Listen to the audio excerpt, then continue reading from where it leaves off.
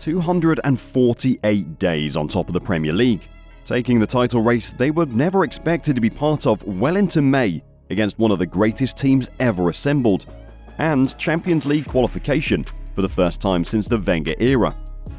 On the flip side, no Premier League win after being clear for so long, no silverware of any other description, and a serious slump in form at the most crucial time.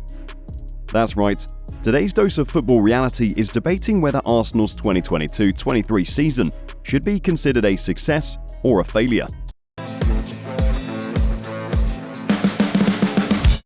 Let's begin by crunching the numbers. From Arsenal's 38 Premier League matches this season, they've won 26, drawn 6 and lost 6. They've found the back of the net 88 times and conceded 43, amassing 84 points and, most significantly, finishing second to Manchester City. Back in the summer, the battle for the Premier League title was expected to be a two-horse race, and it was, though no one really expected the Gunners to be one of the contestants.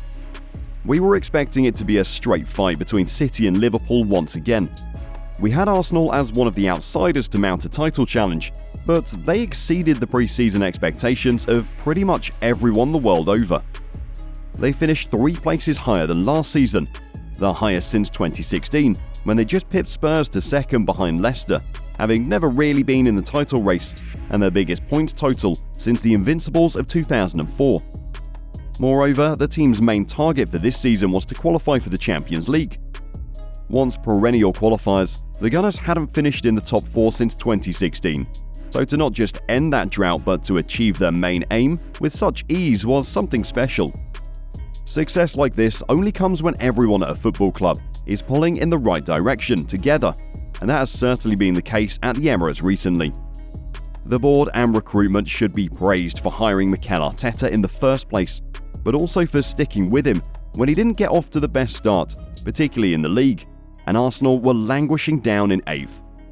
Arteta himself has implemented his own style on the team, both in terms of tactics and playing system, but also in terms of attitude and togetherness.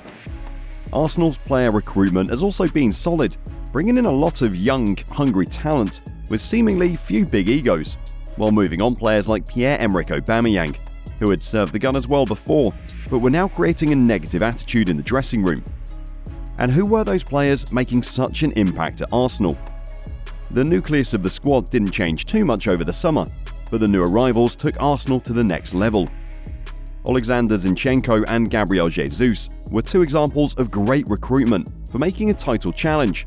Players who've been there and done it before, and yet are still young enough and have plenty of desire to keep winning. Between the sticks, Aaron Ramsdale could well go on to become one of England's finest goalkeepers, and it is probably only Gareth Southgate's love of Jordan Pickford that has stopped him taking the number 1 shirt for the Three Lions. Zinchenko slotted into a defence which brought William Saliba into the starting 11. He was allowed to mature on loan in France but instantly looked like a centre-back with much more experience than his 22 years allows. In midfield, Granit Xhaka has been a changed man. Thomas Partey is able to control games, and handing the captain's armband to the often unplayable Martin Odegaard has been a stroke of genius. Up front, Bukayo Saka and Gabriel Martinelli have been fabulous all season, and even Eddie Nketiah has stepped up when brought in to replace the injured Gabriel Jesus. Can anyone be surprised that this team has finished in the top 2 in the Premier League? To make a fair judgment, we have to consider what Arsenal are up against. Manchester City have now won 5 of the last 6 Premier League titles, and this time they had the added bonus of a one-in-a-generation centre-forward, scoring record numbers of goals for them.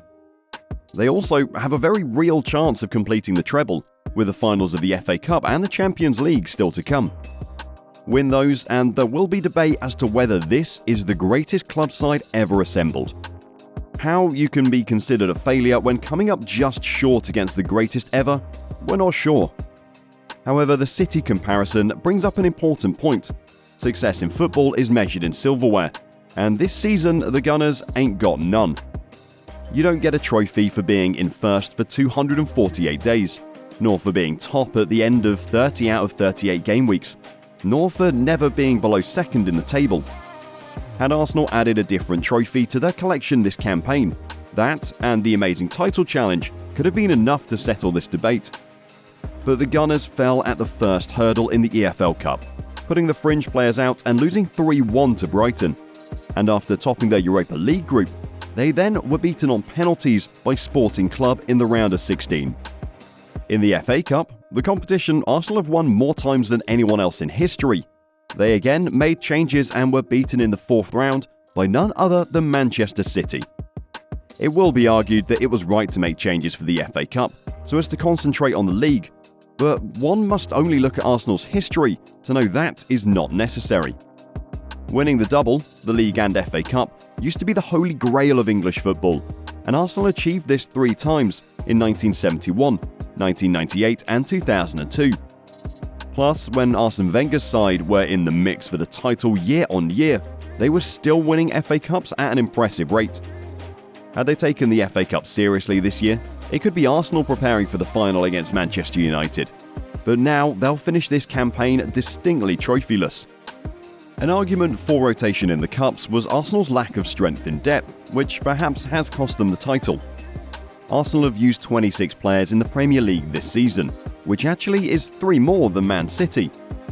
The difference is though, while City's bench regularly features multiple Premier League champions like Riyad Mahrez and incredibly hot prospects like Phil Foden, when Arsenal lost the likes of William Saliba to injury, they had to call upon Rob Holding.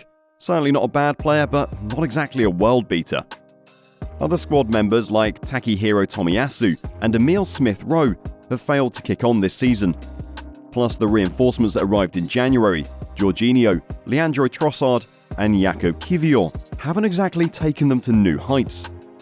But the biggest reason for those crying failure is how the Gunners' season ended. Last year, a poor finish meant they missed out on Champions League football, and again they tailed off, this time letting an even greater prize slip from their grasp. After a 4-1 home win over Crystal Palace in mid-March, Arsenal were 8 points clear of Man City with a game in hand. They then beat Leeds by the same scoreline on the 1st of April. Then, disaster struck. They threw away 2-0 leads in back-to-back games against Liverpool and West Ham, before salvaging a 3-3 home draw against bottom-of-the-table Southampton. Suddenly, City were in the ascendancy, thrashing the Gunners 4-1 in what was billed as the title decider at the end of April. Wins over Chelsea and Newcastle weren't enough to hold off the relentless City, before a 3-0 home loss against Brighton ended any hopes of a comeback. Arsenal's misery was confirmed when they allowed City to seal the title without kicking a ball, a 1-0 loss to Nottingham Forest, the final nail in the coffin. From just 3 defeats all season in early April to 3 wins in the last 9 has, understandably, seen some label the Gunners the biggest bottlers of all time. How fair of an assessment is that? 6 defeats in 38 is still a brilliant record, regardless of when those defeats came, right? Or did Arsenal simply blow it?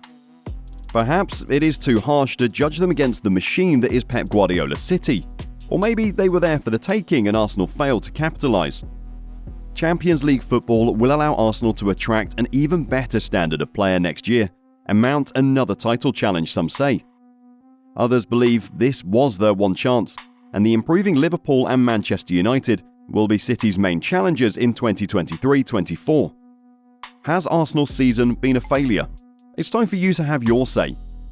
Arsenal fans, had we offered you second place in Champions League football at the start of the season, would you have taken it? Or is that all by the by thanks to how the title was lost?